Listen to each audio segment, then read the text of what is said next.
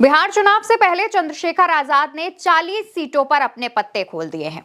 लेकिन इन पत्तों को खोलने के साथ साथ भाजपा को एक बहुत बड़ी टेंशन दे दी है, भाजपा के साथ साथ भाजपा के सहयोगी दलों को भी। अब आखिर 40 सीटों पर सिर्फ पत्ते खोलने में भाजपा को इतनी टेंशन क्यों हो रही है, या फिर उनके सहयोगी दलों को, जबकि आजाद समाज पार्टी अभी उतनी बड़ी पार्टी नहीं है जितनी बड़ी भाजपा और उसके सहयोगी दल है। इसके पीछे की जो वजह है दोस्तों वो ये है क्योंकि उत्तर प्रदेश में चंद्रशेखर आजाद जाना माना नाम है, दलितों में एक बहुत बड़ा चेहरा है और उनकी लोकप्रियता दिन पर दिन बढ़ती जा रही है। बिहार में उन्होंने चुनाव लड़ने का जब ऐलान किया था तब उनके इस बात को हल्के में लिया जा रहा था। अटकलें लगाई जा रही थी कि हो सकता है कि वो महागठबंधन के साथ गठबंधन कर लें और फिर चुनाव में उतरे। लेकिन चंद्रशेखर आजाद ने साफ कर दिया था कि वो बिहार में अगर चुनाव लड़ेंगे तो खुद अकेले चुनाव लड़ेंगे, किसी भी गठबंधन में शामिल नहीं होंगे।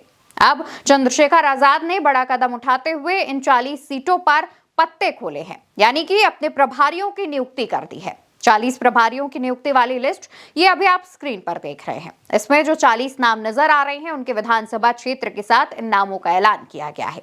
इसमें करीब 10 अल्पसंख्यक समुदाय से भी लोग शामिल हैं, यानी कि अल्पसंख्यक समुदाय को भी इससे साधने की जो कोशिश है वो चंद्रशेखर कर रहे हैं। इसके अलावा चंद्रशेखर खुद दलित नेता हैं और वो दलितों की आवाज मुखरता के साथ उठाते रहते हैं, तो ऐसे में चंद्रशेखर के साथ दलित वोट बैंक ज्यादा संख्या में जा सकता है और दलित बिहार में तीसरी सबसे बड़ी आबादी मानी जाती है। इसके अलावा अल्पसंख्यक को भी साधने की कोशिश चंद्रशेखर कर रहे हैं, जैसा कि उनकी लिस्ट से नजर आ रहा है।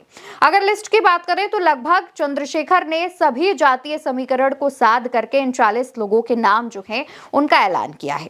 आमतौर पर कहा यह जाता है, क्योंकि अगर हम देखें तो चंद्रशेखर आजाद की तरफ से जब प्रभारियों का नाम जारी किया जाता है तो ऐसा तमाम लोगों का कहना यह है कि उन्हीं प्रभारियों को चुनाव में टिकट दे दिया जाता है। तो ऐसे में माना जा रहा है कि जिन क्षेत्र से इनको प्रभारी बनाया गया है उन्हें इस क्षेत्र से टिकट भी दी जा सकती है।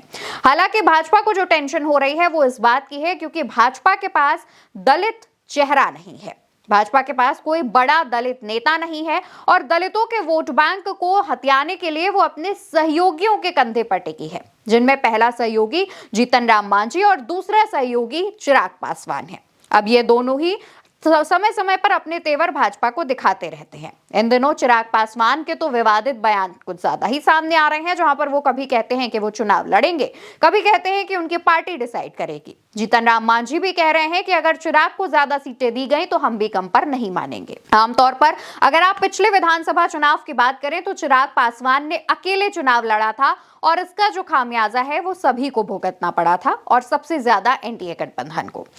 मांझी का भी ये कहा जा रहा है कि अगर उन्हें मन मुताबिक सीट नहीं दी गई, उन्हें मैनेज नहीं किया गया, तो वो दिन दूर नहीं कि वो या तो महागठबंधन के साथ चले जाएंगे और या फिर अलग चुनाव लड़ सकते हैं या फिर किसी भी पार्टी के साथ गठबंधन कर सकते हैं। अब भाजपा को लगातार इनके सहयोगी आंख दिखाते रहते हैं। ऐसे में बिहार में चंद्रशेखर आजाद का एक्टिव हो जाना कहीं ना कहीं भाजपा के लिए खतरे की घंटी भी साबित हो रहा है। हालांकि इसका नुकसान सिर्फ अकेले एनडीए या भाजपा को नहीं उठाना पड़ेगा, बल्कि महागठबंधन के वोट बैंक पर भी असर पड़ सकता है, क्योंकि आमतौर पर बिहार में जो दलित वर्ग है वो 2 धड़ों में बटा हुआ है। इनको एकजुट करने के लिए चंद्रशेखर आजाद मैदान में उतरे हैं, क्योंकि चंद्रशेखर आजाद का मानना है कि दलित के साथ अत्याचार होता है। दलितों को अगर हम एकजुट करेंगे तो वो दिन दूर नहीं है कि दलितों की सरकार भी बन सकती है। उनकी बात में कोई बुराई नहीं है, लेकिन उसके बावजूद अगर हम इन 2 गठबंधन को देखें, यानी एनडीए और आरजेडी, तो इन दोनों का कंपैरिजन करने में पता ये चलता है, क्योंकि बीजेपी भी बड़ी पार्टी है और आरजेडी भी बड़ी पार्टी है। बीजेपी के पास कोई दलित चेहरा नहीं है, लेकिन आरजेडी के पास दलित चेहरों की लाइन लगी हुई है। तो ऐसे में यहां पर भाजपा थोड़ी नीची पड़ती हुई दिखाई दे रही है। दूसरी तरफ आरजेडी को उतना ज्यादा नुकसान नहीं होगा जितना एनडीए गठबंधन को हो सकता है। अब ऐसे में चंद्रशेखर आजाद की बिहार चुनाव में एंट्री काफी ज्यादा टेंशन बढ़ा रही है और खास तौर पर इस टेंशन ले रहे हैं भाजपा और एनडीए गठबंधन के तमाम नेता, क्योंकि कहा यह जा रहा है कि अब जिस तरीके से लगातार चुनाव नजदीक आ रहे हैं, ऐसे समय पर अगर और भी दल जैसे एआईएमआईएम एक्टिव हो गया है, चंद्रशेखर आजाद एक्टिव हो गए हैं और बाकी जो क्षेत्रीय दल हैं वो वोट काट सकते हैं। अगर हम बाकी राज्यों के चुनावों की अगर बात करें तो चंद्रशेखर आजाद के तमाम नेताओं का स्ट्राइक रेट काफी बेहतर रहा है। चंद्रशेखर आजाद के जो नेता हैं जिन्हें प्रत्याशी बनाया गया था वो तीसरे नंबर पर रहे थे, इसलिए चंद्रशेखर को यह पॉसिबिलिटी ज्यादा लगती है कि इस बार हो सकता है कि उनकी किस्मत या उनकी पार्टी का जो वोट प्रतिशत है वो सुधर जाए।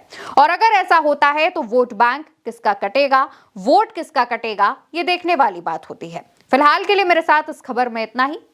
आप उल्टा चश्मा यूसी को सब्सक्राइब करिएगा जिससे तमाम अपडेट्स आप तक पहुंचती रहे।